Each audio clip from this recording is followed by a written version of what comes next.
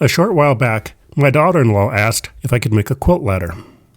Sure, I'd be happy to make a quilt ladder. Google, what's a quilt ladder? Ah, okay, this looks easy enough. And so, this easy project was started. My first step was to go down to the box store and pick up some 1x3 poplar and some dowels. With this back in the shop, I made a quick mock-up of what the quilt ladder might look like. When Megan looked at the mock-up ladder, she had a couple of requests. The height increased by 4 inches, allowing room for one more rung on the top. And the bottom should get another rung in the space already available. And finally, the dowels should be larger at 1 inch. And now a trip to one of our local hardwood supply stores. They were well stocked, having a lot of cherry to browse through. So I picked out 2 planks that I really liked. And then I looked at maple. I couldn't resist. So there will be 2 quilt ladders, one cherry and the other maple. So this is the lumber for the quilt ladder, and the pieces are about 10 feet long, and I need about 6 feet out of them. Long, I'm going to cut this first cut to 76. So that is the first step.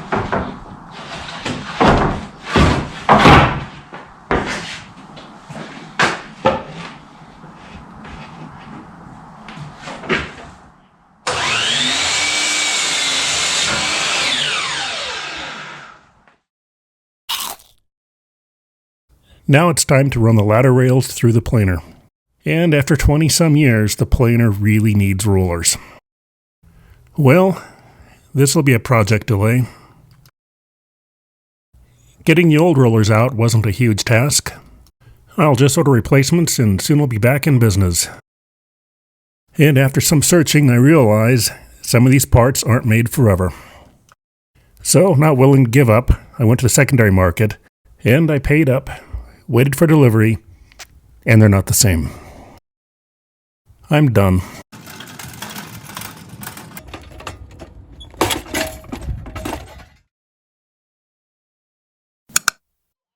In a woodworker's life, this is one of those exciting times. A new power tool, a really nice new power tool. It fit nicely on the footprint of the old stand. I had to make some brackets to bolt it into place, and spacers so it would be the same height as the old planer. This was necessary so it could match the height of the outfeed table. This project detour came with a nice reward. This new planer is far better than my old one. The feed is nice, the cut is really nice, and I really don't see any sniping. This is something I should have done a long time ago.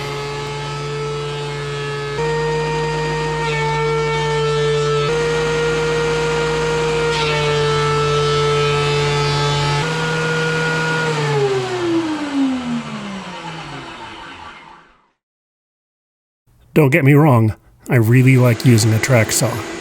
But not all cutting tasks look like a track saw. Sure, the cut is accurate, and the cut is really clean. But long thin strips with a track? Just maybe not the best choice of power tools in the shop. Next time I'll probably use the joiner and table saw. But I really like the track saw.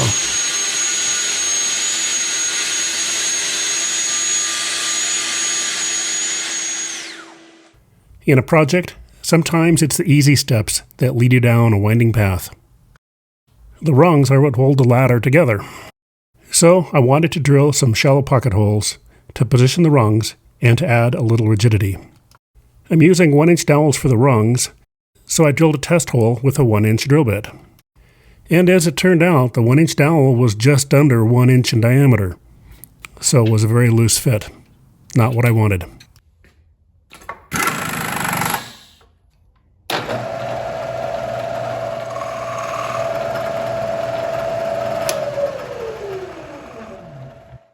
My solution?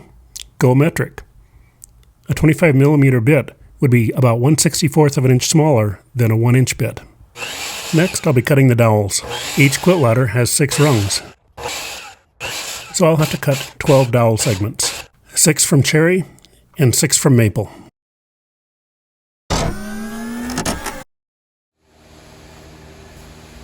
Because I have access to a lathe, I sometimes overdo the task at hand.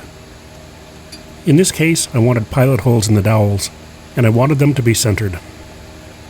There are 12 dowels, drilled on both ends, so 24 holes. It really didn't take too long. And just a thought on the satisfaction of accuracy. Using machining tools is relaxing. You know what the result will be. It is almost a Zen process.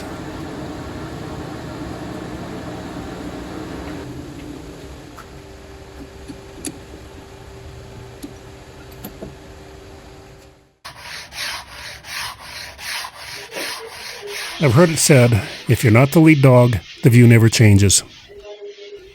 And when you're sanding, hand sanding, the view never changes. To be fair, it's a supercritical process in any woodworking project. And sanding goes well beyond a short video clip.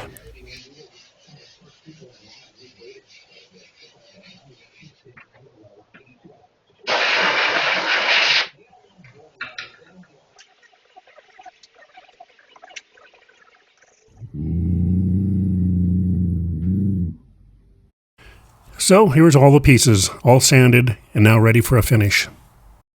The maple pieces will be the first to be sprayed. They will be laid out on a table unassembled.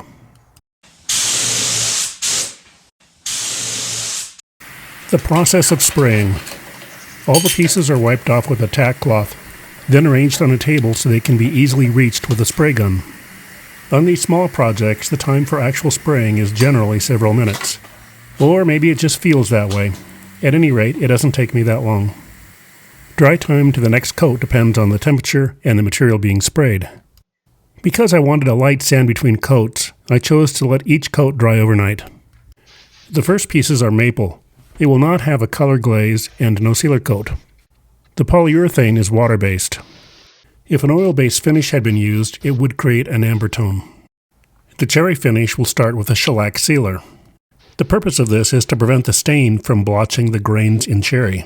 Drying time on shellac is very quick, really not much more than minutes. Next is a gel stain glaze to tone the cherry to a medium brown. The gel stain is applied as a glaze over the sealer. It's a messy process, and you've got to work fast. The General Finishes website recommended waiting 3 days before applying a top coat over the gel stain. So there's always multiple projects going on in the shop. I set this one aside for a few days. After the cure time, I applied the top and final spray coats. I used the same water-based poly I'd used on the maple. And, same as on the maple, I applied 4 coats. I let the poly cure for a few more days. Then, lightly went over all the pieces with 4/0 steel wool. The finish turned out really smooth, and now ready for final assembly. Round peg, round hole, yeah, got it. Assembly will just be fastening 6 rungs with 12 screws. I didn't dump out a coffee can of old hardware to sort out an array of steel usable wood screws. I wanted the screws to show, so they had to be something that would look finished. A trim head. So, Ace Hardware would be the place to look. Hundreds of boxes of every kind of hardware. And there it was. A high polished wood screw with a trim head. This will be perfect.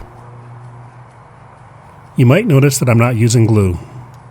The tight fit and 1.5-inch wood screws will be sufficient for a rigid quilt ladder. The screws get lubricated with beeswax. This makes them easier to thread in, especially with a hand screwdriver.